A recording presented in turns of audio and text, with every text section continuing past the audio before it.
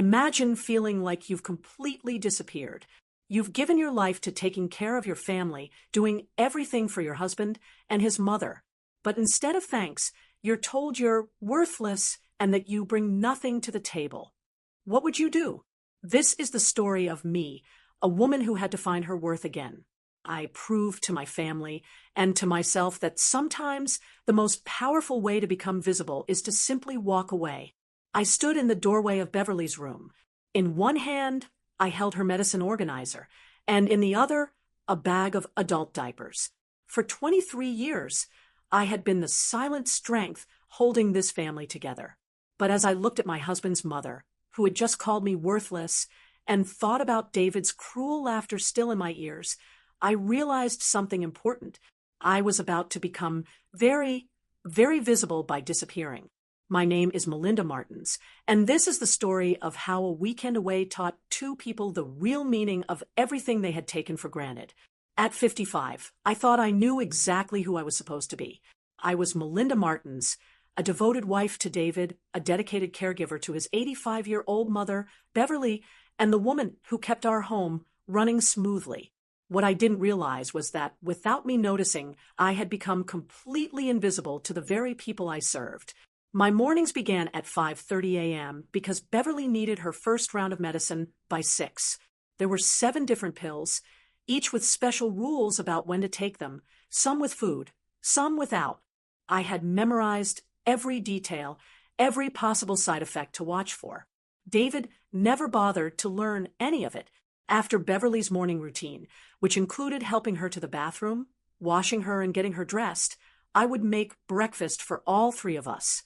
Beverly liked her eggs scrambled soft, her toast only a little golden, and her orange juice at room temperature. David wanted his coffee black, his eggs cooked a certain way, and the morning news at exactly the right volume. Loud enough for him to hear from the kitchen, but not so loud that it bothered Beverly. I had been a high school English teacher for 15 years before David, and I got married. I loved the energy of teenagers, the satisfaction of watching them understand things, and the way books could change a young person's view of the world. But when Beverly had her first stroke 8 years ago, David made it clear that family came first. Someone needed to be home with his mother, and that someone was clearly me. "It makes sense," he had said, not really asking for my opinion. "Your salary barely covers the cost of professional care anyway. This way, we know she's getting the best attention possible." I had argued at first. I loved teaching. I was good at it. My students needed me. But David had a way of making his logic seem so right, so obviously correct, that disagreeing felt selfish. Beverly needed care all day and all night, and professional caregivers cost more than I made. The math was simple, he said. What the math didn't account for was what I would lose in the process.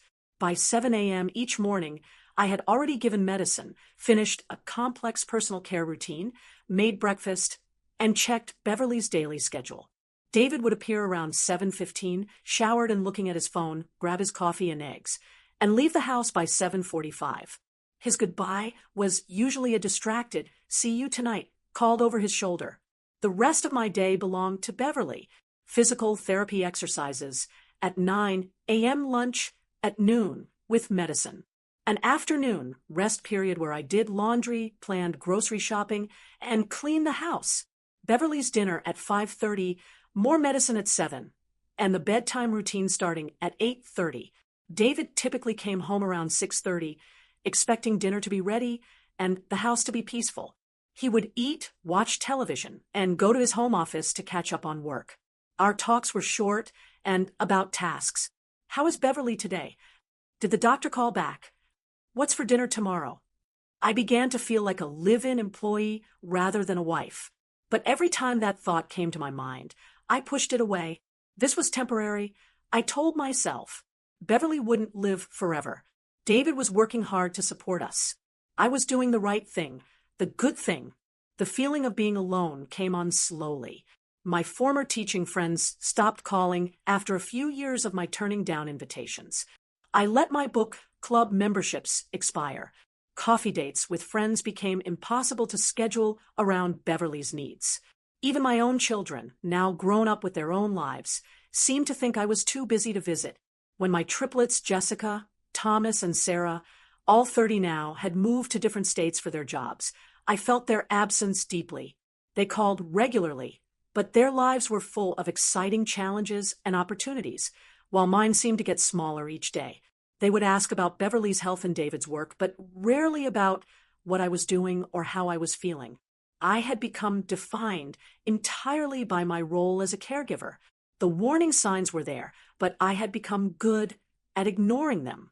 David's growing impatience when I asked for help, his habit of talking about me as if I weren't in the room, Beverly's casual disregard, as if my presence was as expected and unremarkable as running water. "Melinda will handle it," became David's usual answer to any household problem or Beverly's need. Doctor's appointments, medicine refills, insurance questions, meal planning, home repairs, Beverly's entertainment, and social needs. It all fell to me. I was the manager, coordinator, and leader of every part of our home life. I told myself this was a partnership. I told myself this was love. I told myself this was temporary. But deep down, in a place I rarely let myself look at, I was beginning to understand that I had given up my identity for a role that nobody particularly valued or appreciated. I was necessary for my function, but invisible as a person.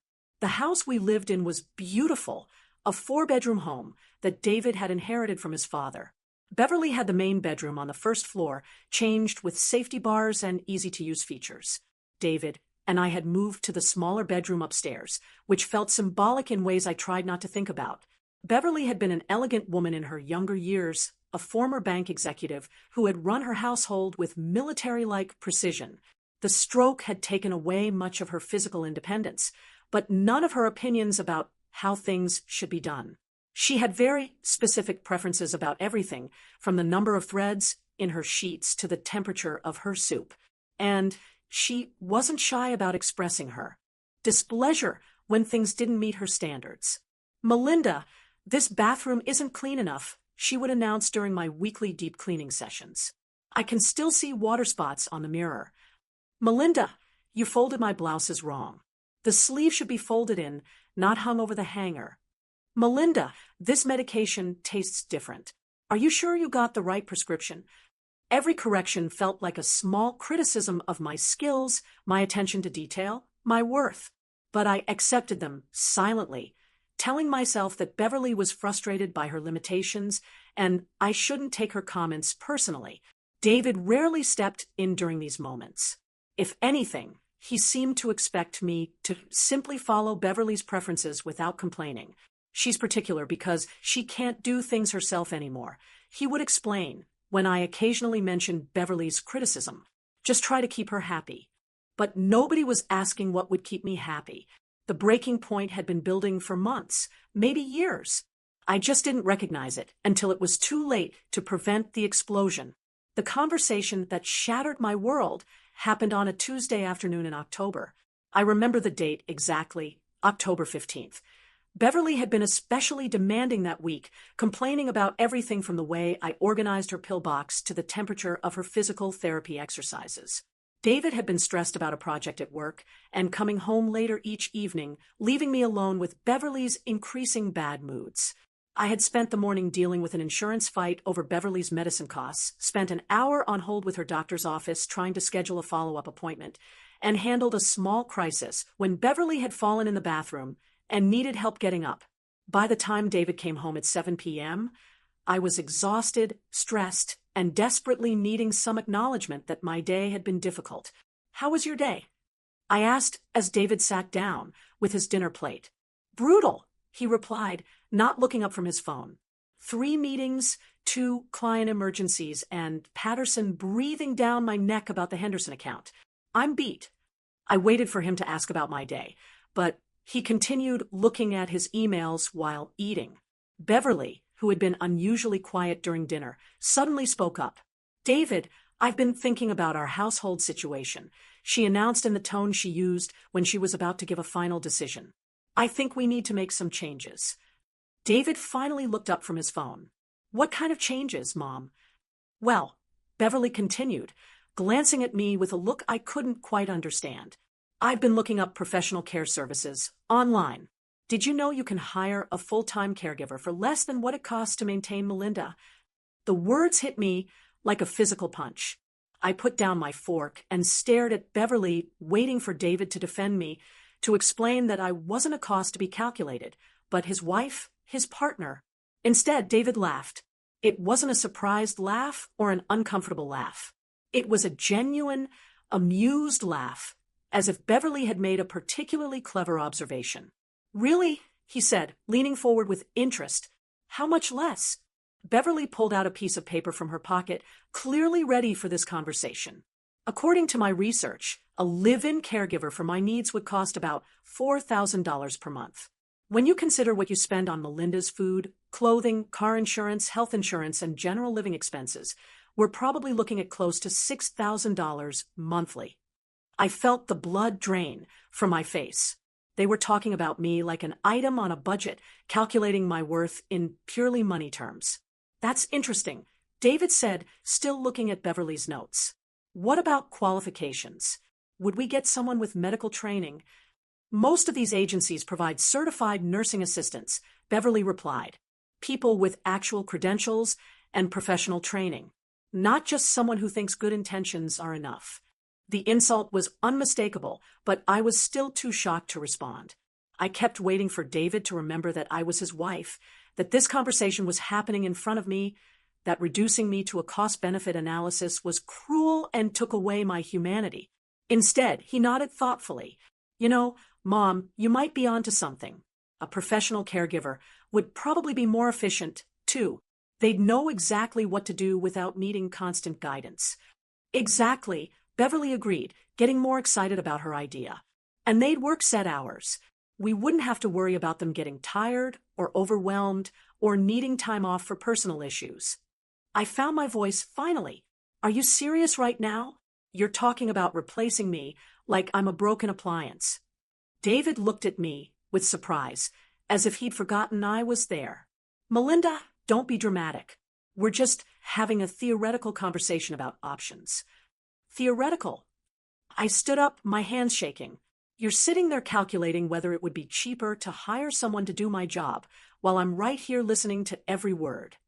Beverly sniffed in a dismissive way. Your job? Melinda, dear, you don't have a job. You have a living arrangement. David provides you with housing, food, health care, and spending money in exchange for household management. That's not a career. It's an allowance. The cruelty of her words took my breath away. But what destroyed me was David's reaction. He didn't disagree with her. He didn't defend me. He just looked uncomfortable that I was making a scene. Mom, he said mildly, that's a little harsh. Is it? Beverly continued. David, what exactly does Melinda contribute to this household that a professional couldn't do better? She has no medical training, no specialized skills, no outside income. She cooks and cleans and manages my care, but those are all services we could purchase more efficiently. I looked at David, waiting for him to explain everything Beverly was ignoring. My years of teaching experience, my graduate degree in education, the way I had changed my entire life to support his family, the love and dedication I brought to caring for his mother, even when she was difficult and demanding. Instead, David shrugged. Well, when you put it like that, and then he laughed again, a short, dismissive laugh that showed more clearly than words ever could that he agreed with his mother's opinion. I was not a wife or a partner or a valuable family member. I was an expense. You think this is funny? I asked, my voice barely a whisper. Melinda, relax, David said, his tone patronizing. We're not actually firing you. Mom's just pointing out that you're not exactly bringing a lot to the table here. It's not like you have some irreplaceable skill set. The words, not bringing a lot to the table, echoed in my head like a death sentence. 23 years of marriage, 8 years of devoted caregiving, a lifetime of putting his family's needs before my own. And in his mind, I brought nothing to the table. Beverly watched my reaction with what looked like satisfaction. The truth hurts, doesn't it, dear? But it's better to be honest about these things. David works hard to support this household, and he deserves to get the best value for his money. I looked back and forth between them, These two people I had spent years serving, loving, and putting first, and realized they saw me as a burden, an expensive, inefficient burden. They were kindly tolerating me, the best value for his money. I repeated slowly, "Is that what I am? A purchase David made that isn't working well." David sighed, the way you might sigh at a child who is being purposely difficult. "Melinda, you're twisting our words.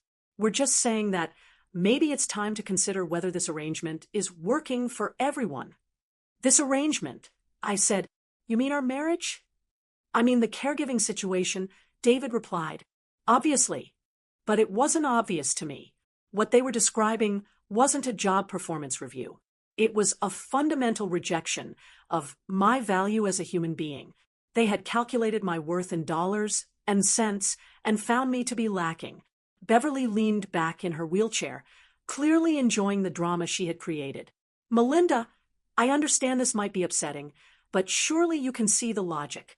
David needs to think about his future, his financial security. Carrying dead weight isn't fair to him." Dead weight. The phrase hung in the air between us like a slap. I looked at David one more time, giving him a final chance to remember who I was, what we had built together. But he was back to looking at his phone, apparently thinking the conversation was finished. That's when I understood. I wasn't having a disagreement with my husband and his mother. I was receiving notice that my services were no longer valued or appreciated. After 8 years of invisible work, I had become invisible as a person, too.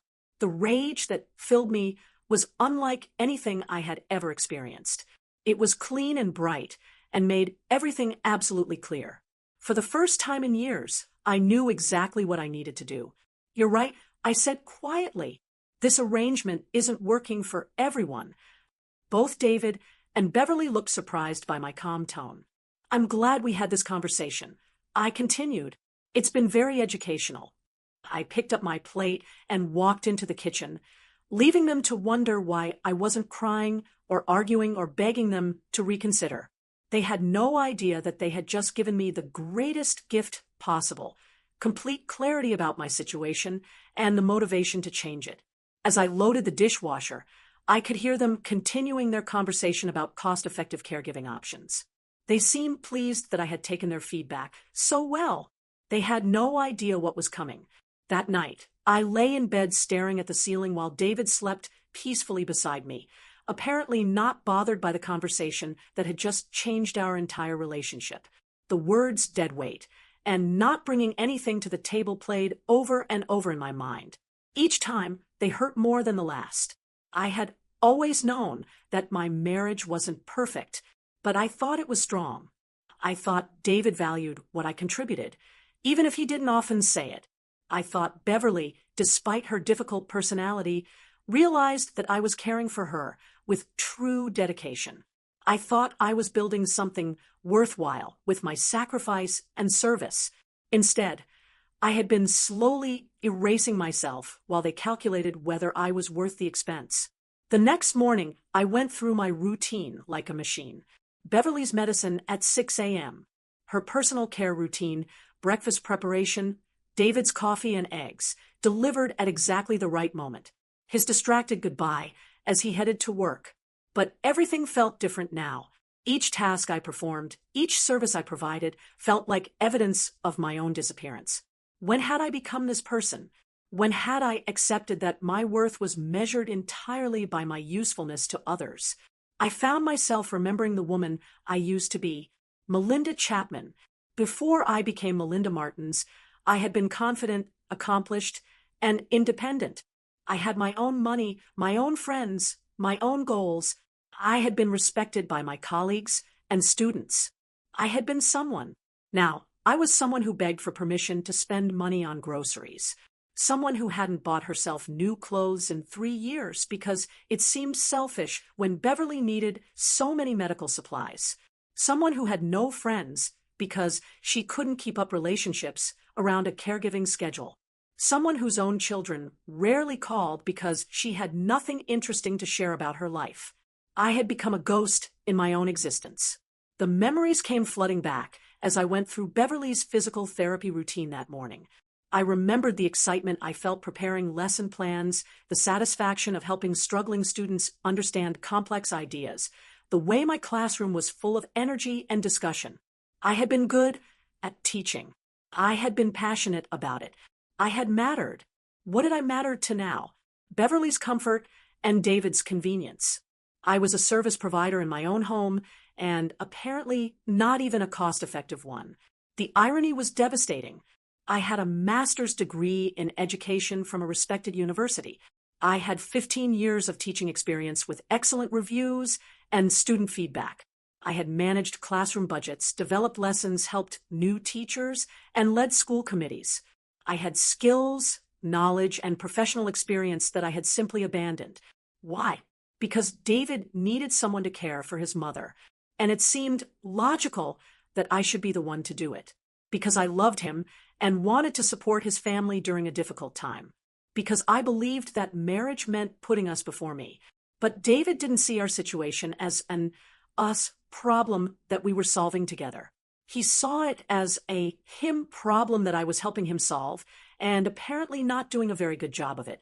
I spent that afternoon researching caregiving costs online, partly to check Beverly's numbers and partly to understand how they had calculated my value.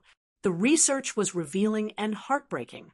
Professional caregivers in our area earned between $18 and $25 per hour for basic care, more for specialized medical needs. A live-in caregiver typically worked for a salary rather than hourly wages, usually between $3,000 and $5,000 per month plus room and board.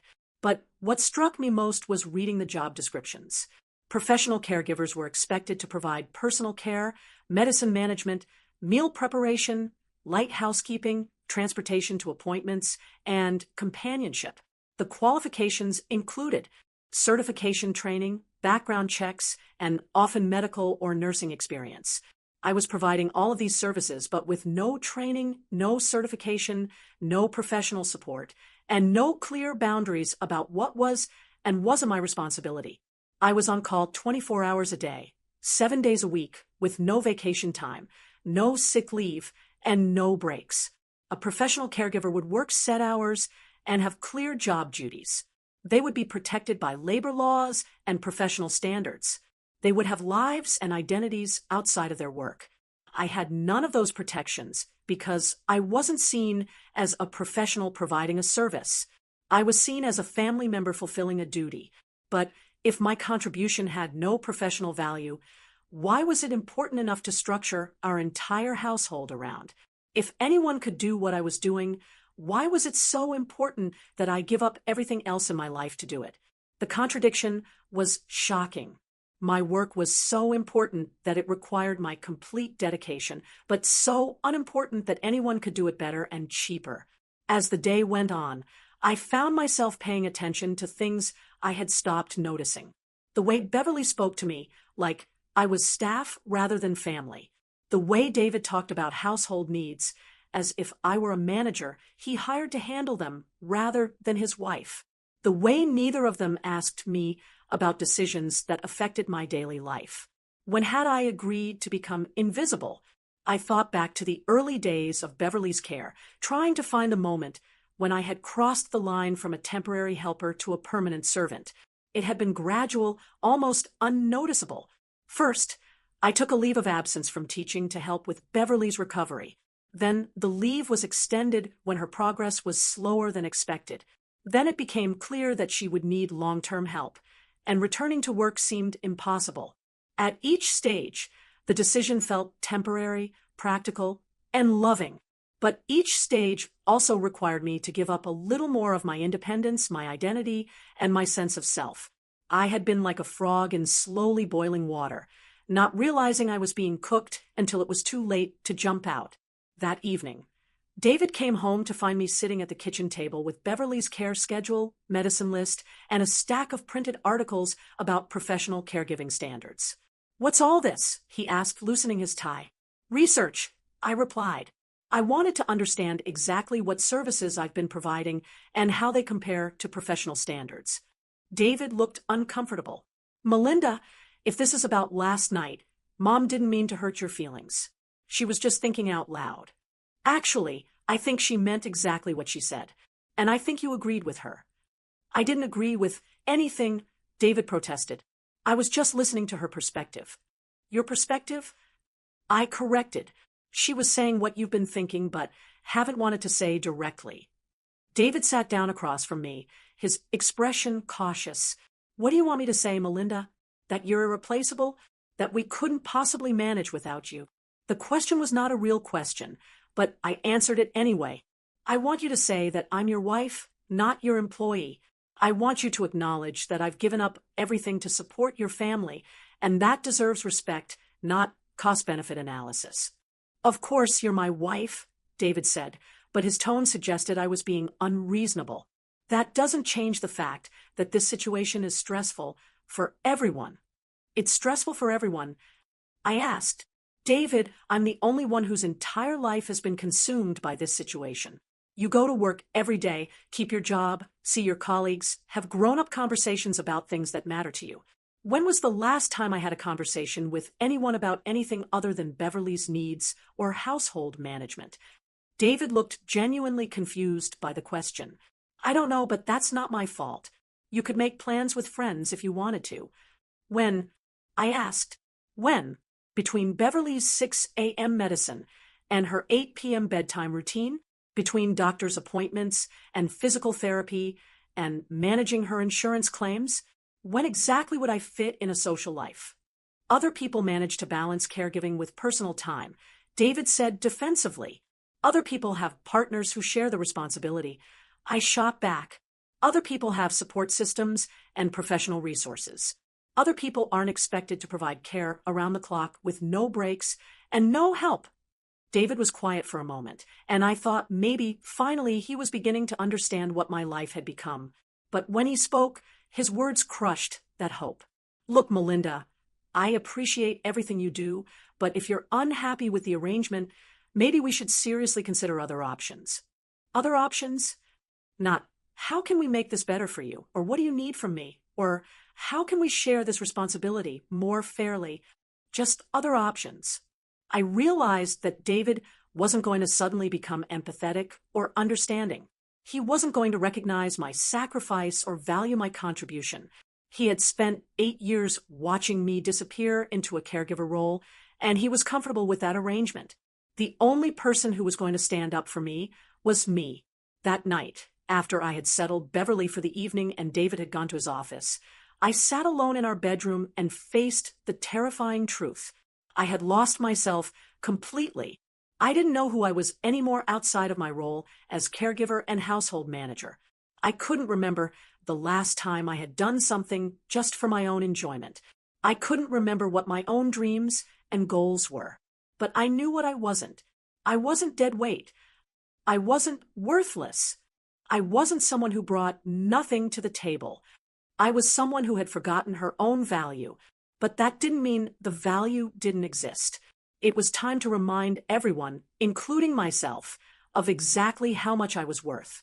The plan came to me at 3 a.m. on Thursday morning as I lay listening to Beverly's breathing through the baby monitor we kept in our room. For 8 years, I had structured my life around expecting everyone else's needs. I woke up at night if Beverly stirred. I adjusted my schedule around David's preferences. I managed a complex web of medical appointments, household maintenance, and family duties without anyone asking what I needed or wanted. What would happen if I simply stopped? Not forever, not as an act of leaving or revenge. But what if I stepped away long enough for David and Beverly to understand exactly what my nothing looked like when it was gone? The idea was both terrifying and exciting. I hadn't taken a break longer than a few hours in 8 years.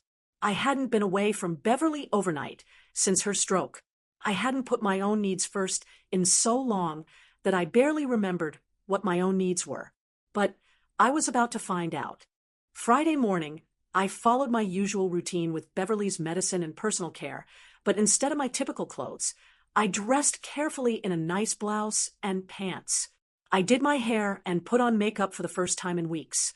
When Beverly commented on my appearance, I told her I had some errands to run. I waited until David left for work, then approached Beverly with a detailed care schedule, I had prepared the night before. Beverly, I said, setting the papers on her bedside table, I need to let you know that I'll be going away for the weekend. She looked up from her morning news program with surprise. Going away? Where? I've booked a room at a spa resort about 2 hours north of here. I'll be leaving this afternoon and returning Sunday evening. But you can't leave this weekend, Beverly protested. I have my physical therapy appointment on Saturday, and Dr. Morrison wants to see me Monday morning to review my medication changes. I've rescheduled your physical therapy for next Tuesday, I replied calmly, and Dr. Morrison's appointment is Monday at 10 a.m., which is after I'll be back. Beverly stared at me as if I had said I was going to fly to the moon. Melinda, this is completely inappropriate.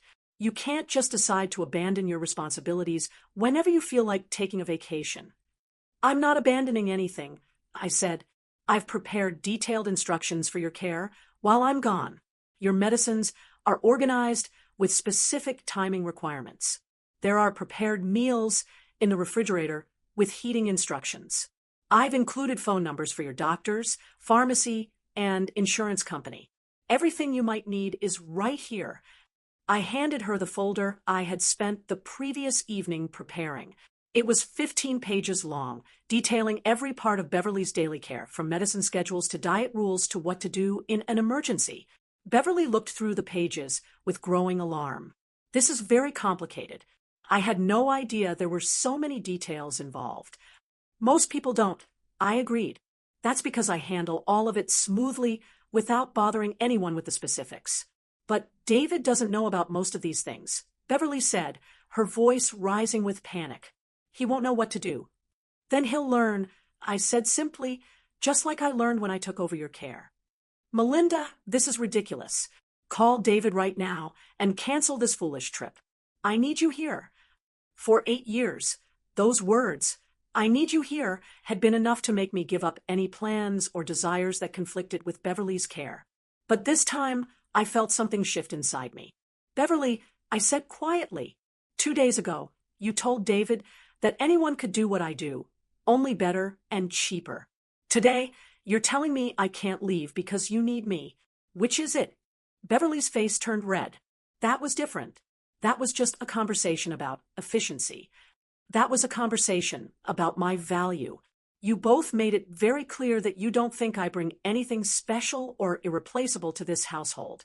So, this weekend, you'll have the opportunity to prove that theory. I could see the panic building in Beverly's eyes as she began to understand that I was serious. Where are David's numbers? She demanded. I need to call him right now.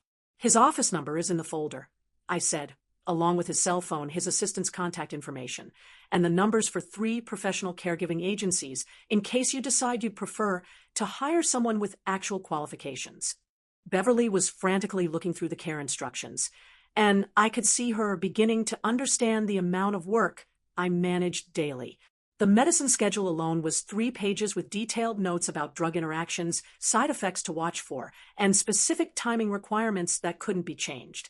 This says you check on me every 2 hours during the night, Beverly said, her voice small. That's right. To make sure you haven't fallen trying to get to the bathroom, and to watch for any changes in your breathing or confusion that might indicate a bad reaction to medicine. I didn't know you were doing that. Most people sleep through being checked on when it's done properly, I said. That's the point. I picked up my overnight bag, which I had packed and hidden in the hall closet the night before. Beverly, I want you to understand something. This weekend isn't a punishment. It's an education. For 8 years, I have provided professional-level care with no training, no support, and no recognition. You and David have convinced yourselves that what I do is simple, obvious, and easily replaceable. This weekend, you'll discover whether that's true. Beverly grabbed my arm as I turned to leave.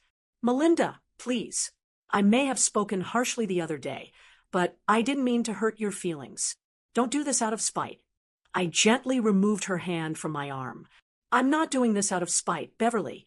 I'm doing this out of necessity. I need to remember who I am when I'm not taking care of everyone else. And you and David need to understand what you're actually asking of me when you ask me to stay. I left Beverly sitting in her bed, staring at the care instructions with a growing understanding of what the next 60 hours would require. My next stop was David's office. I had called ahead and spoken to his assistant, explaining that I needed to see him urgently about a family matter. When I walked into his office at 11 a.m., David looked up from his computer with concern. "Melinda, what's wrong? Is Mom okay?" "Beverly is fine," I said, setting an identical folder of care instructions on his desk. "I'm here to let you know that I'll be away this weekend, and you'll need to manage her care." David stared at me blankly. "Away? What do you mean away?" "I've booked a room at Serenity Springs Resort. I'm leaving this afternoon and returning Sunday evening." "You can't be serious." David stood up, his voice rising. "Melinda, this is completely irresponsible. You can't just abandon Mom without warning." "I'm not abandoning anyone," I replied. "I'm taking a weekend break, and I've provided you with comprehensive care instructions. Everything you need to know is in that folder." David opened the folder and immediately looked overwhelmed. "Melinda, there's so many details. I don't know how to do any of this stuff." "Then you'll learn," I said calmly, "the same way I learned. Trial and error, research, asking questions, figuring it out as you go." "But I have to work," David protested. "I can't take care of Mom and keep my job responsibilities." "Interesting perspective," I said. "Tell me, David, how exactly do you think I've been managing Beverly's care for 8 years? Do you think caregiving stops being demanding because the caregiver doesn't have a traditional job?" David looked genuinely confused by the question.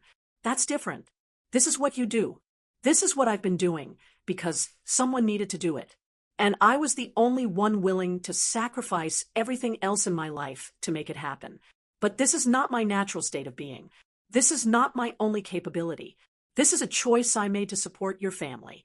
I sat down across from his desk, and for the first time in years, I felt like I was speaking to David as an equal rather than as someone seeking his permission or approval. 2 days ago, you and your mother calculated my worth and found me to be lacking. You laughed at the idea that I bring anything valuable to our household. You agreed that a professional could do my job better and cheaper. This weekend, you have the opportunity to test that theory. David's face was pale. "Melinda, if this is about what Mom said, she didn't mean it the way it sounded." "She meant exactly what she said, David. And so did you. You think what I do is easy, obvious, and replaceable. You think any professional could step in and manage Beverly's care more efficiently than I do. You think I'm dead weight that you're kindly supporting out of the goodness of your heart." "I never said you were dead weight," David protested weakly. "You didn't disagree with your mother when she said it. You laughed when she suggested I could be replaced by a cheaper alternative. Your silence was agreement, David." I stood up and picked up my purse. "I've been invisible in this household for 8 years. This weekend, you'll discover what my absence actually looks like." "Melinda, wait." David came around his desk, his voice desperate. "Look, maybe we spoke too hastily the other night. Maybe we didn't fully appreciate everything you do, but you can't just leave without notice. What if something goes wrong? What if something goes wrong when I'm here?" I countered.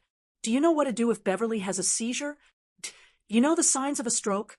Do you know which medicines can't be taken together? Do you know what foods interact with her blood thinners?" David stared at me, clearly realizing he knew none of these things. "All of that information is in the folder," I continued, "along with emergency contact numbers, detailed schedules, and step-by-step instructions for every part of Beverly's care. If you need additional help, there are 3 caregiving agencies listed with contact information." "But they're strangers," David said. "They don't know Mom's preferences." "Neither did I when I started," I pointed out. "I learned her preferences through observation, trial and error, and 8 years of dedicated attention. If professional caregivers are as efficient as your mother suggested, they should be able to learn much faster." I headed toward the door, but David followed me. "Melinda, this is crazy. You've never done anything like this before. Where is this coming from?" I turned back to face him, and for the first time in our conversation, I let him see the pain and anger I had been carefully controlling. It's coming from 23 years of marriage during which I have prioritized your needs, your family's needs, and your comfort over everything else in my life. It's coming from 8 years of providing professional level care with no recognition, no support, and no appreciation. It's coming from being told by my husband and his mother that I'm worthless dead weight who brings nothing to the table. David flinched at the repetition of his words.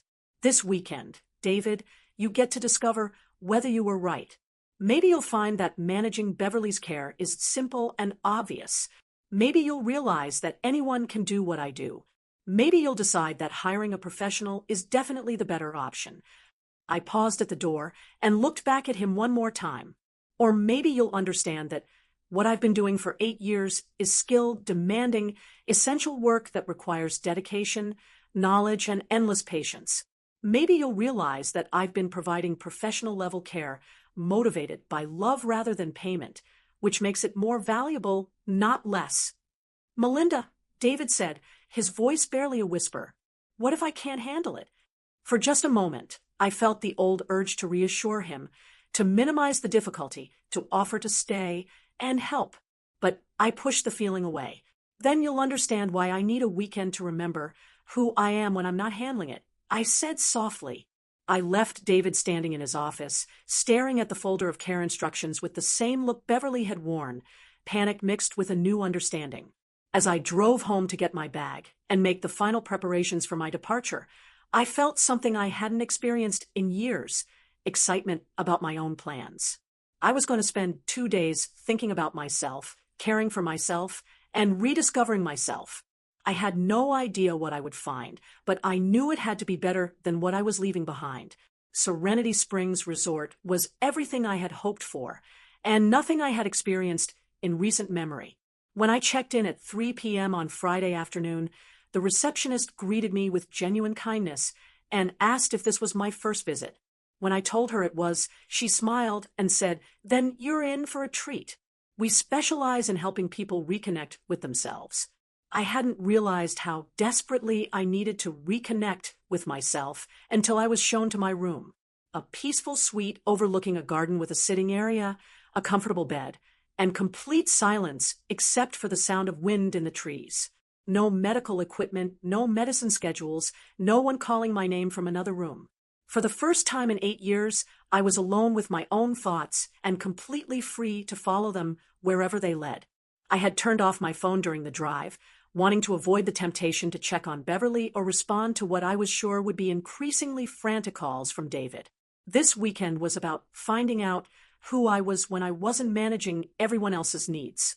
And that required completely separating myself from my caregiver role. My first appointment was a massage at 4 o'clock. As I lay on the table while the therapist worked on muscles I hadn't realized were constantly tense, I found myself crying, not from sadness, but from relief. Someone was taking care of me. Someone was focused entirely on my comfort and well-being. Someone was asking what I needed and changing their approach based on my answers. I couldn't remember the last time anyone had asked what I needed. After the massage, I walked through the resort gardens, enjoying the simple pleasure of moving at my own pace without thinking about anyone else's schedule or limitations. I stopped when I wanted to stop. I sat when I wanted to sit. I changed direction when something caught my interest. It sounds like such a small thing, but after 8 years of planning every moment around someone else's needs, the freedom to be spontaneous felt revolutionary. That evening, I had dinner alone in the resort restaurant, reading a novel I had started 3 years ago but never had time to finish. The server asked if I was waiting for someone, and when I said no, she brought me a lovely table by the window and left me to enjoy my meal in peace. Halfway through dinner, I realized I was genuinely enjoying myself. I was having thoughts that had nothing to do with medicine schedules or household management. I was absorbed in a story that had nothing to do with my real-life duties. I was existing purely for my own pleasure. When had I stopped doing that? When had I stopped reading for enjoyment or eating meals, without also planning the next day's tasks, or sitting quietly without feeling guilty about being unproductive? I had turned off my phone, but I could imagine the chaos happening at home. David would be trying to figure out my care instructions while managing Beverly's evening routine. Beverly would be discovering that her preferences and schedules weren't as simple to accommodate as she had assumed. Both of them would be realizing that what I made look effortless actually required constant attention, decision-making, and physical and emotional energy. Part of me felt guilty for leaving them to struggle, but a larger part of me felt justified. For 8 years, I had taken on the stress, complexity, and demands of Beverly's care so completely that David and Beverly themselves had forgotten what was involved. They had come to see the smooth management of Beverly's needs as the natural state of things rather than the result of my constant invisible labor. This weekend, my labor was becoming very visible through its absence. Saturday morning, I woke up naturally around 8 a.m. without an alarm and without anyone needing my immediate attention. I had slept through the night without checking monitors or responding to calls for help. I felt rested in a way I had forgotten was possible. I spent the morning at the resort spa, enjoying a facial and a yoga class for beginners. The yoga instructor talked about the importance of breathing, of being present in your body, of paying attention to what your body was telling you. I realized I had been holding my breath for 8 years, living in a constant state of low-level stress and being overly watchful. As I stretched and breathed and focused on the simple act of being in my body, I felt layers of tension I hadn't even known I was carrying begin to let go. After yoga, I had lunch by the pool and started a conversation with another guest, a woman named Patricia, who was about my age. She was recently divorced and taking her first solo vacation in 30 years. I spent 3 decades organizing my life around my husband's preferences. She told me, I forgot I had preferences of my own. This trip is helping me remember. Her words were very meaningful to me. When was the last time I had thought about my own preferences, about anything beyond the most basic choices? I had adapted so completely to Beverly's needs and David's expectations that I wasn't sure I remembered what I actually liked or wanted. Patricia and I ended up spending the afternoon together, talking about books, travel, career goals, and the strange experience of rediscovering yourself after years of putting yourself last. She had been a social worker before marriage and was thinking about going back to the field now that her children were grown. "What did you do before caregiving took over your life?" she asked. "I was a high school English teacher," I said, and felt a pang of loss as I said it. I loved it. I was good at it. I thought I'd go back when Beverly's situation was more stable, but it never did. "Could you go back now?" Patricia asked. The question made me stop cold. Could I go back to teaching? I was 55 with an 8-year gap in my resume and outdated classroom technology skills, but I still had my teaching license, my knowledge, my passion for literature and learning. "I don't know," I said honestly. "I've been out of the field for so long." "But you've gained other skills," Patricia pointed out. 8 years of managing complex medical care, coordinating with healthcare providers, solving problems under pressure, multitasking at a professional level. Those are all valuable professional skills. I had never thought of my caregiving experience in terms of professional development, but Patricia was right.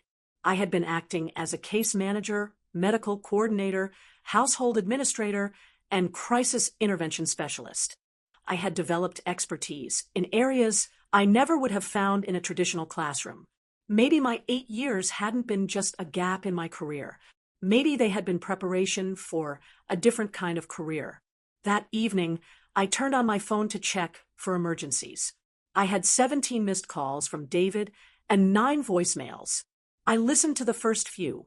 Frustration about Beverly's dinner preferences, confusion about her medicine timing, panic about a small incident where she had trouble getting out of bed. None of the messages described real emergencies. All of them described normal parts of Beverly's care that I handled dozens of times every week without mentioning them to David because they were routine. But they weren't routine to David. They were overwhelming, stressful, and taking up all of his attention. I turned the phone back off without calling him back. This was exactly what needed to happen. David needed to understand that managing Beverly's care was a complex, demanding job that required skill, patience, and constant attention. He needed to experience the stress, responsibility, and mental load that I carried every single day. Sunday morning, I took part in a meditation session focused on self-compassion. The instructor guided us through exercises in treating ourselves with the same kindness we would show a good friend. Think about someone in your life who works hard and deserves recognition. She said, picture that person's dedication, sacrifice, and commitment. Now imagine speaking to that person with love and appreciation. I pictured myself as I would a friend, a woman who had given 8 years of her life to caring for a difficult, demanding family member. A woman who had given up her career, her social life, and her sense of self to provide professional-level care, motivated by love. A woman who had been criticized and taken for granted despite her dedication and skills.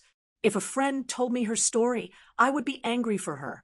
I would insist that she deserved respect, appreciation, and support. I would tell her that her work was valuable and important. I would encourage her to stand up for herself and refuse to accept being treated as less than she was worth. Why was it so hard to show that same compassion to myself? As my weekend at Serenity Springs came to an end, I felt like I was returning to the world as a different person. Not completely different, but more myself than I had been in years. I remembered what it felt like to have thoughts that weren't about caregiving. I remembered what it felt like to put my own comfort and pleasure first. I remembered what it felt like to be valued and cared for. Most importantly, I remembered that I had choices. I could continue providing Beverly's care, but on my terms, with respect and support and proper payment. I could explore returning to teaching or finding other ways to use my skills and education. I could insist on time for myself, relationships outside the household, and a life beyond caregiving. I didn't have to accept being invisible, unappreciated, or taken for granted. As I drove home Sunday evening, I felt nervous but determined.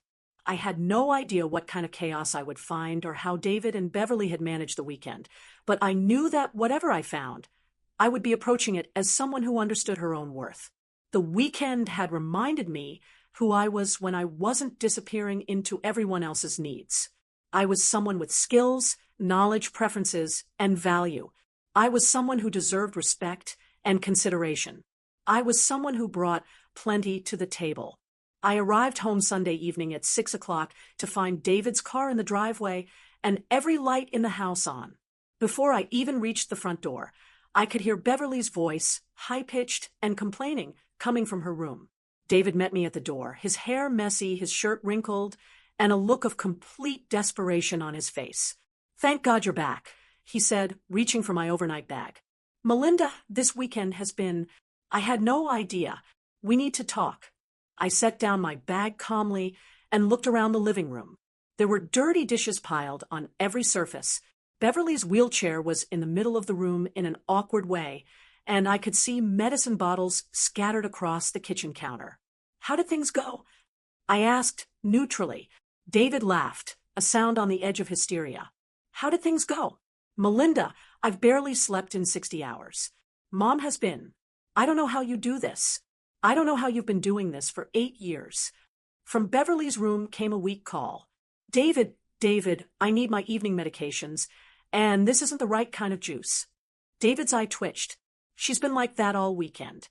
Every 15 minutes. She needs something different. The juice is too cold, then it's too warm. The medications taste wrong. She can't reach the television remote. She doesn't like the way I arranged her pillows." I nodded in understanding. Beverly has very specific preferences. It takes practice to learn them all. "Practice?" David's voice rose. "Melinda, she made me redo her bed 3 times yesterday because the sheets weren't smooth enough. Then she complained that I was taking too long. Then she said the room was too bright, but when I adjusted the blinds, she said it was too dark." I walked into the kitchen and began quietly organizing the medicine bottles while David continued his list of complaints. "And the medications," he said, following me. "There are so many of them, and they all have different rules. Some with food, some without food, some at specific times. I set alarms on my phone, but then Mom would need something right when the alarm went off, so I'd get distracted and forget whether I'd given her the pills or not." "Did you use the medication tracking sheet I prepared?" I asked. David looked blank. What medication tracking sheet? I opened Beverly's care folder, which was sitting on the counter with papers scattered around it, and pulled out the daily medicine log I had created. This sheet. You're supposed to check off each medication as you give it with the time and any notes about how she responded. David stared at the sheet as if seeing it for the first time. I didn't realize that's what this was for. I thought it was just information. I looked at the log. Not a single box had been checked. David, how did you keep track of what medications you'd given her? I tried to remember, he said weakly. I felt a chill of alarm. Are you telling me you might have given her duplicate doses or missed doses entirely? I don't think so, David said quickly. I mean, I tried to be careful, but she was so demanding, and I was trying to manage everything else too. I immediately went to Beverly's room to check on the situation. She was sitting in her bed, looking pale and stressed with her evening medications lined up on her bedside table. Beverly, I said calmly, how are you feeling? Any sickness, dizziness, or confusion? Oh, Melinda, finally. Beverly's relief was clear. I feel terrible. David has been giving me the wrong medications at the wrong times. Nothing tastes right. My schedule is completely messed up. I quickly checked her blood pressure and heart rate, both of which were high, but not dangerously so. Beverly, I need you to tell me exactly what medications David gave you today, and when, as Beverly described her day. I realized with growing alarm that David had indeed missed several doses and possibly doubled others. Nothing life-threatening, but enough to explain her stress and discomfort. I spent the next hour carefully reviewing what had been given, calculating what was safe to give, and getting Beverly back on her proper medicine schedule.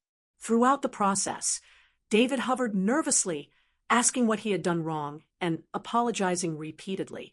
Once Beverly was settled with her correct evening medications and some chamomile tea to help calm her system, I returned to the kitchen where David was sitting at the table with his head in his hands.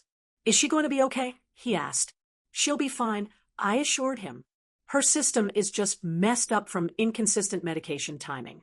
It will take a day or two to get her back to normal. David looked up at me with a look I had never seen before, complete, humble recognition of his own inability.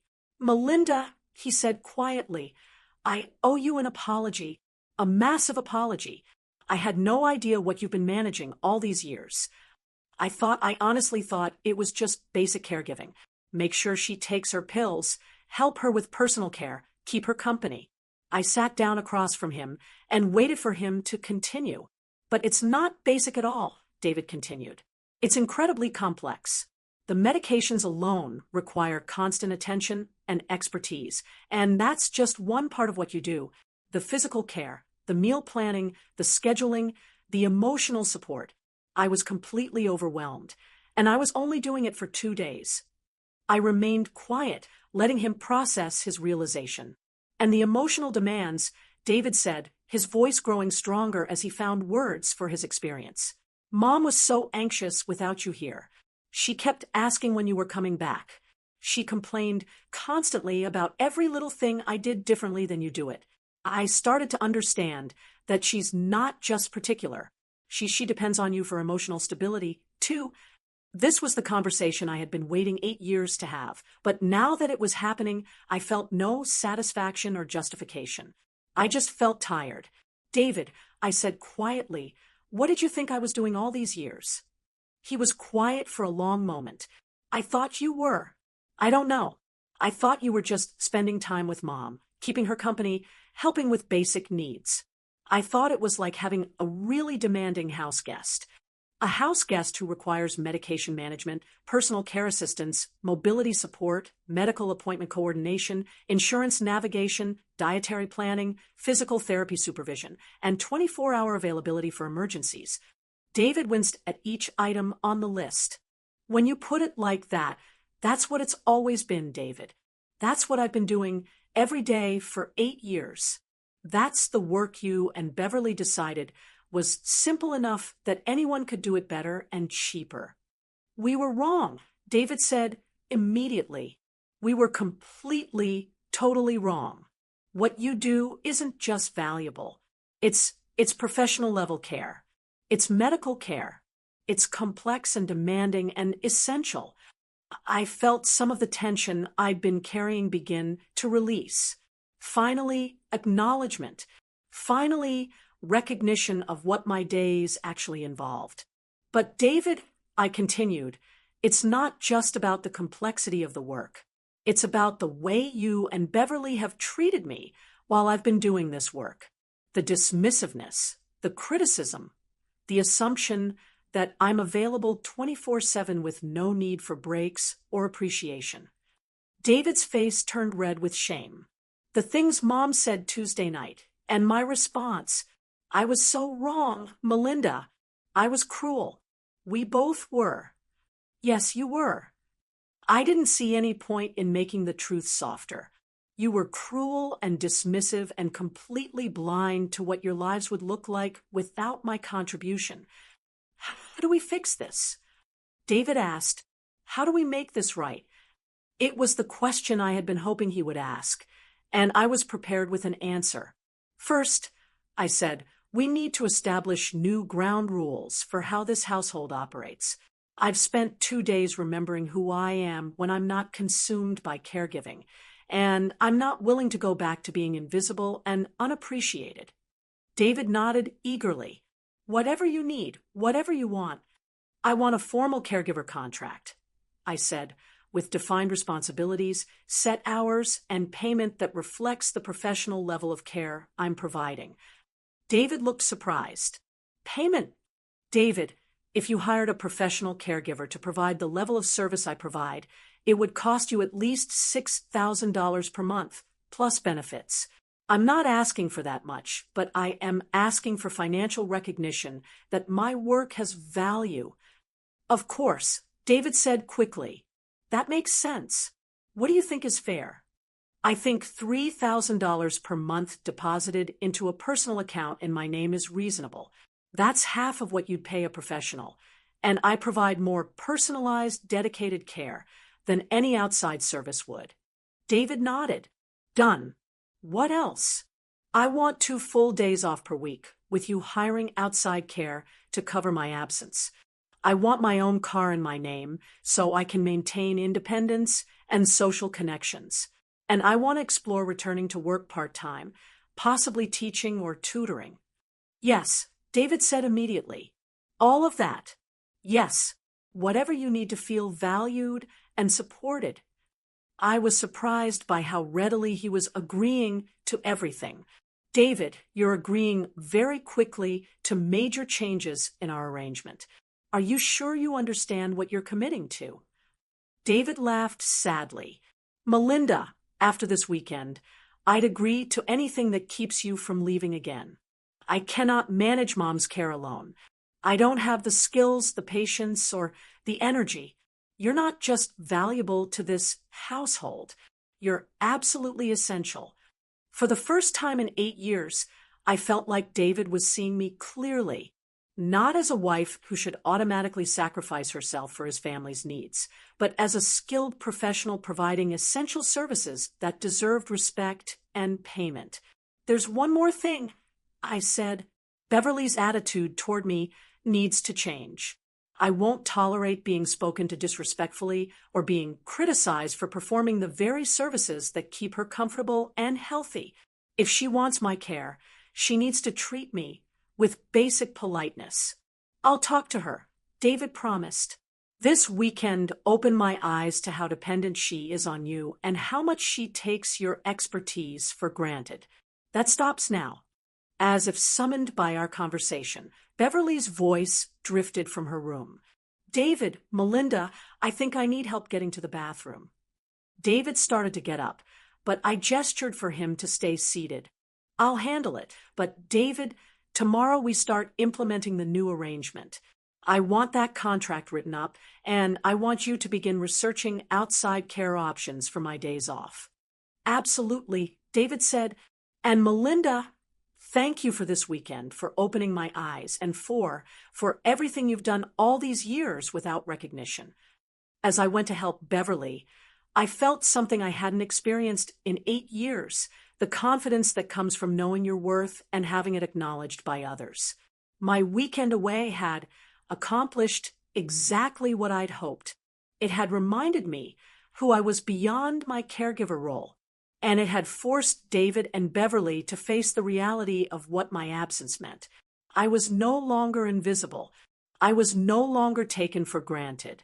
I was finally being seen as the essential, valuable, skilled professional I had always been.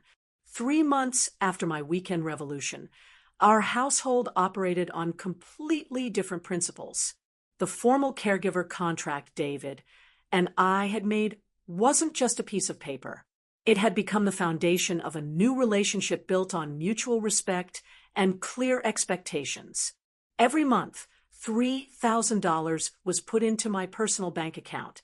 It might seem strange to be paid by your own husband, but that monthly deposit represented something far more valuable than money, recognition that my work had professional value and that my contribution to the household was essential, skilled labor rather than a family duty. With my own income, I had purchased a car in my name, a modest but reliable Honda that represented my independence. I had also opened my own savings account and begun building a financial cushion for the first time in 8 years. The psychological impact of having my own money earned through my own work was profound. But the most significant change was in how Beverly and David spoke to and about me. Beverly, who had been forced to face her complete dependence on my expertise during my weekend absence, now treated me with something approaching professional respect. She still had preferences and opinions about her care, but she expressed them as requests rather than demands. Melinda, when you have a moment, could we discuss adjusting my morning routine? Had replaced, Melinda, you're doing this wrong. Thank you for managing my medicine schedule. So carefully had replaced complaints about timing and dosage. The change hadn't happened overnight. The week after my return, Beverly had tried to go back to her old pattern of criticism and demands, but I had calmly reminded her that professional caregivers don't tolerate verbal abuse from clients, and that if she preferred professional care, we could arrange that. I prefer your care, Beverly had said quickly. I just need to adjust my communication style. And she had not perfectly, not without occasional mistakes, but consistently enough that I no longer dreaded our daily interactions. David's transformation had been even more dramatic.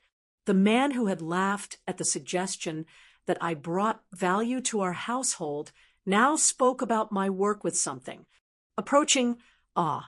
Melinda managed a medication crisis today that would have sent me to the emergency room. He told his brother during a phone call I overheard. She's incredibly skilled at this. I had no idea how much medical knowledge she developed. He had also begun taking active responsibility for Beverly's care during my scheduled time off. Twice a week, I left the house for 8-hour periods while David managed Beverly's needs.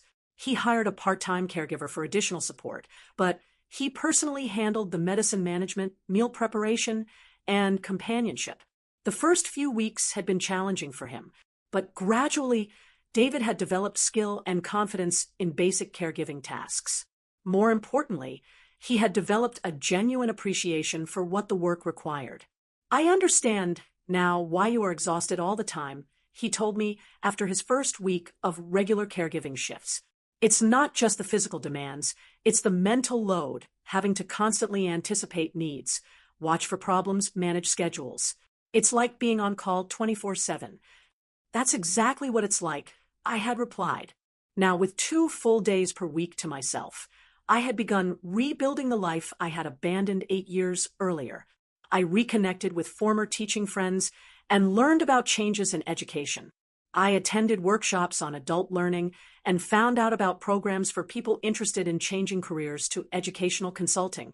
Most significantly, I had begun tutoring high school students in English and literature. Word had spread through my network of former colleagues, and I now had 6 regular tutoring clients. The work was mentally stimulating, financially rewarding, and emotionally fulfilling in ways I had forgotten were possible. Mrs. Martins, You made Shakespeare actually make sense. One of my students had told me after we worked through a particularly difficult passage from Hamlet. My regular teacher never explained it like that. Hearing those words, feeling the satisfaction of connecting with young minds again, reminded me of who I had been before caregiving had taken over my identity. The tutoring work also served as a bridge back to my professional identity. Several of my clients' parents had asked if I would consider developing test preparation programs or educational consulting services. I was beginning to see possibilities for a future that combined my teaching background with the management and crisis intervention skills I had developed through caregiving. But perhaps the most important change was in my relationship with David. For the first time in years, we were relating to each other as equals rather than as provider and dependent. "How was your day?" David now asked when he came home from work, and he listened to my answer with genuine interest. My tutoring successes, my ideas about returning to education, my observations about Beverly's progress, all of it was treated as valuable conversation rather than background noise. We had also started having conversations about topics other than household management. David told me about his work challenges and asked for my opinion. I shared articles I had read and books I was enjoying. We discussed our children's lives and our own plans for the future. It felt like being married to a partner again instead of being employed by a boss. The physical changes in our home were subtle but significant. Beverly's room was still equipped with all the necessary medical supplies, but it no longer looked like a hospital room. I had rearranged furniture to create a more comfortable conversation area and had added plants and artwork to make the space more pleasant. The kitchen, which had been purely for function for years, now showed my own preferences as well as Beverly's needs. I had purchased a coffee machine I enjoyed using and had reorganized the space to make meal preparation more efficient and enjoyable. Small changes, but they represented my reclaiming of space in my own home. The most telling moment came during Beverly's quarterly medical review with her primary doctor, Dr. Morrison.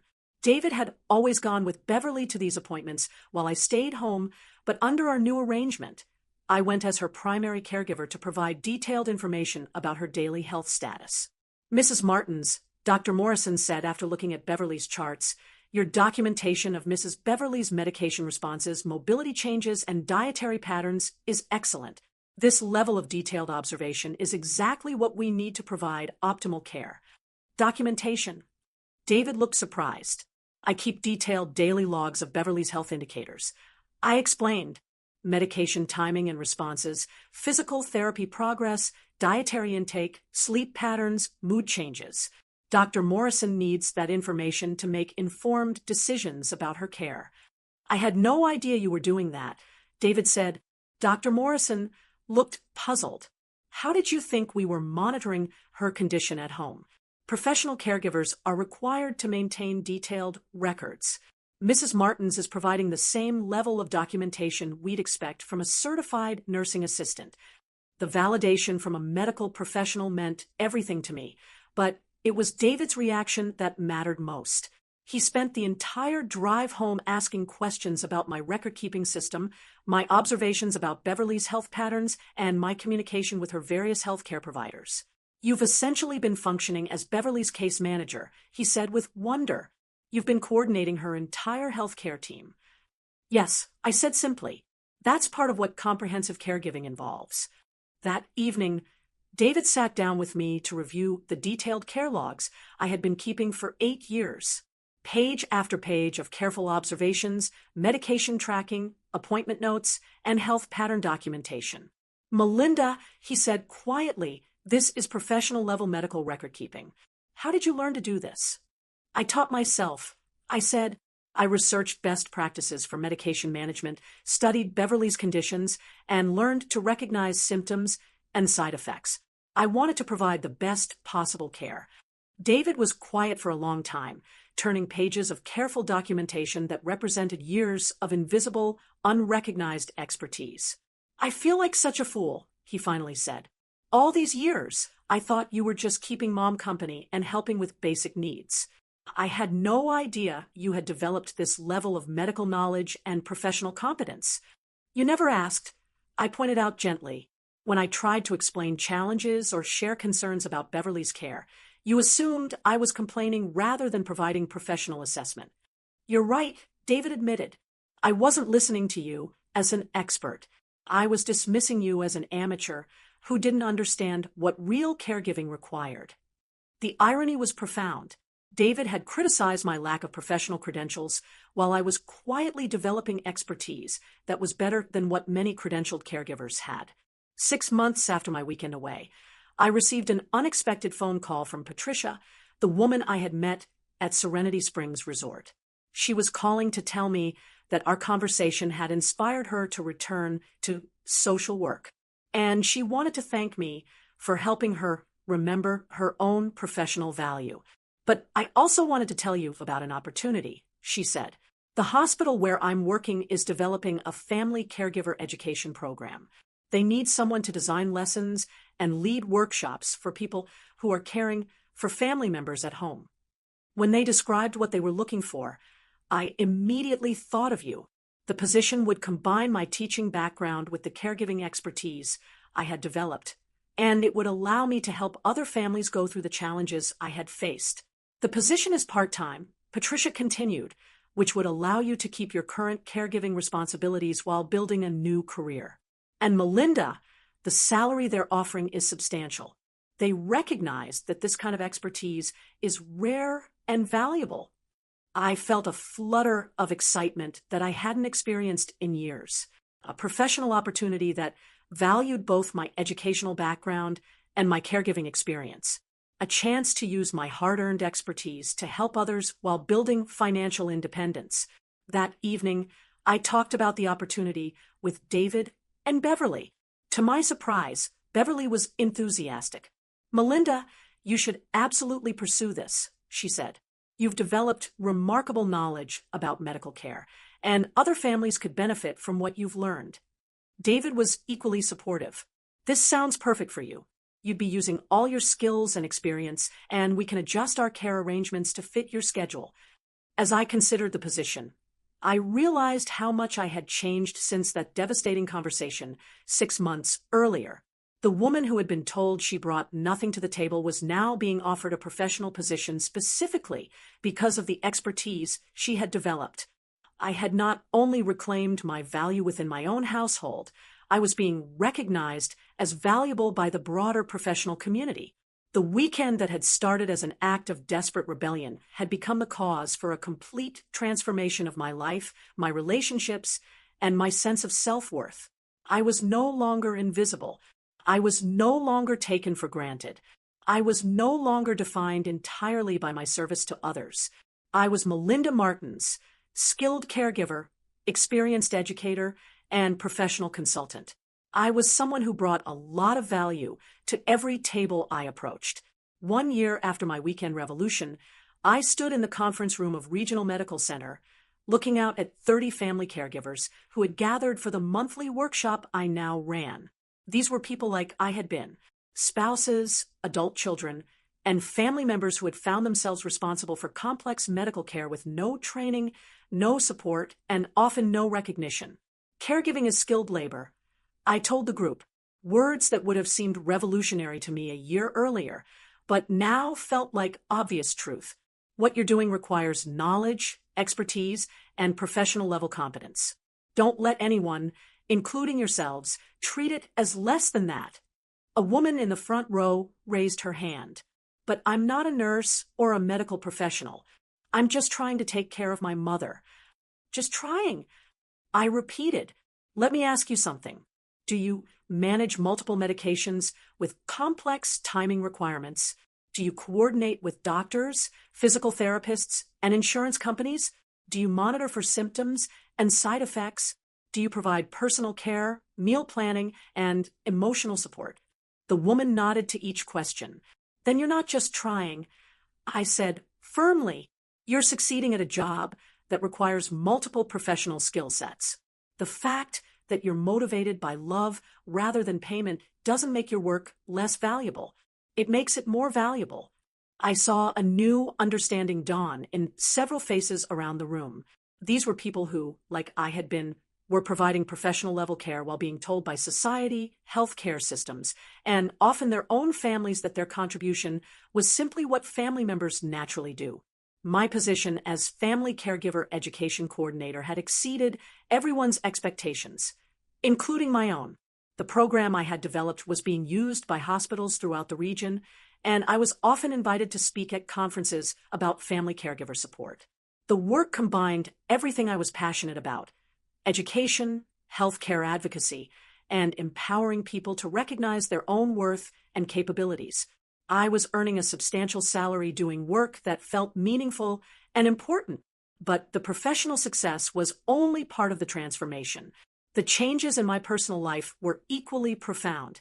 Beverly, now 86, had not only adapted to the new household dynamics, but had begun to do well under the more structured professional care arrangement. With clear schedules, proper documentation, and my increased expertise, her health had actually improved over the past year. "Melinda," she told me one morning as I helped her with her physical therapy exercises, "I owe you an apology, a real one, not just for my words last year, but for taking your dedication for granted for so many years." I paused in guiding her arm movements. "Thank you, Beverly. That means a lot." "You could have left," she continued. "After the way David and I spoke about you, many people would have walked away entirely. But you found a way to stay while demanding the respect you deserved. That took courage." Beverly's acknowledgement was satisfying, but what mattered more was that our daily interactions had become genuinely pleasant. She treated me as a valued professional rather than as a servant, and I approached her care with renewed compassion now that it was properly recognized and paid for. David's transformation had been even more remarkable. The man who had laughed at the suggestion that I brought value to our household had become my most enthusiastic supporter. "My wife is revolutionizing family caregiver support," he told friends and colleagues with obvious pride. "She's turned her personal experience into professional expertise that's helping thousands of families." But beyond the public support, David had fundamentally changed how he approached our relationship. He had continued taking active responsibility for Beverly's care 2 days per week, which kept him connected to the realities of caregiving and prevented him from slipping back into taking my work for granted. More importantly, he now consistently put our relationship first as partners rather than treating me as household staff. We had started having regular date nights during which Beverly's care was managed by the caregivers we employed. We traveled together for my work conferences, combining professional development with time. As a couple, we made plans for our future that included both of our goals and dreams. "I'm proud of what you've built," David told me on our wedding anniversary, exactly 1 year after the conversation that had nearly ended our marriage. "But I'm also grateful that you gave us a chance to do better." The effects of my transformation spread far beyond our household. My 3 children, Jessica, Thomas, and Sarah, had all commented on the change in my energy and confidence when they visited. "Mom, you seem like yourself again," Jessica had observed during her last visit. "For years, you seemed smaller somehow, like you were disappearing into the caregiver role. But now, you're vibrant and excited about your work." Sarah had been even more direct. "I'm proud of you for standing up for yourself, Mom. Dad, and Grandma, Beverly needed to understand what they were asking of you." Thomas, always practical, had focused on the money aspects. "Mom, I love that you're building your own career and savings. After watching what happened to you when you gave up your independence, I'm making sure my wife maintains her own professional identity no matter what family responsibilities we take on." My story had become a warning tale and an inspiration for my own children, helping them think more carefully about how to balance family duties with personal freedom. The most unexpected validation came from my former teaching colleagues. When I reconnected with the education community through my new work, I discovered that several of them had been following my career transition with interest. Melinda, my former department head, had told me at a professional conference, "What you've done is exactly what good teachers do. You saw a need, developed expertise to address it, and created programs to share that knowledge with others. You didn't stop being an educator when you left the classroom. You just found a different group of students." Her words helped me understand that my 8 years of caregiving hadn't been a detour from my professional identity. They had been a development of it. I had taken my core skills in education, assessment, and program development and applied them to a different field. As I thought about the years since my weekend away, I realized that the most important change wasn't in how others treated me, but in how I treated myself. I had learned to stand up for my own needs without feeling guilty. I kept boundaries around my time and energy.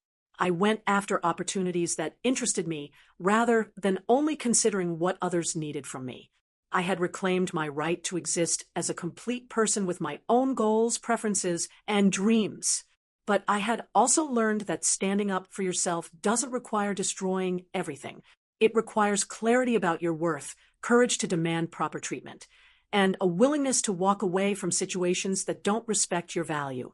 My weekend at Serenity Springs had been a catalyst, but the real work had been in the months that followed, consistently enforcing new boundaries, building professional credibility, and refusing to accept less than I deserved. 6 months ago, I received a letter from a woman named Janet, who had attended one of my workshops. She wrote to tell me that my session had inspired her to demand changes in her own caregiving situation, and that she was now working part-time as a patient advocate while continuing to care for her husband. You taught me that I don't have to choose between being a good caregiver and being a whole person, she wrote. Thank you for showing me that it's possible to honor both. Letters like Janet's reminded me why the weekend that changed my life had been so important, not just because it saved my marriage or restored my sense of self-worth, but because it had positioned me to help other people recognize their own value and stand up for their own needs. Standing in that conference room, looking at caregivers who were beginning to understand their own expertise and worth, I felt a deep sense of purpose and satisfaction. I thought about the woman I had been a year earlier, invisible, unappreciated, convinced that I brought nothing to the table. That woman had been so wrong about her own value, but she had been brave enough to disappear for a weekend so that everyone else could see what her absence revealed. Sometimes the most powerful thing you can do is make people miss you. Sometimes the most revolutionary act is simply refusing to be taken for granted. I had learned that I didn't need anyone else's permission to value myself, but that when I value myself consistently and clearly, others learn to value me too. My true story wasn't just about a weekend away. It was about a woman who found the courage to insist on her own worth and built a life that honored all of who she was: caregiver, educator, professional, wife, mother, and most importantly, herself.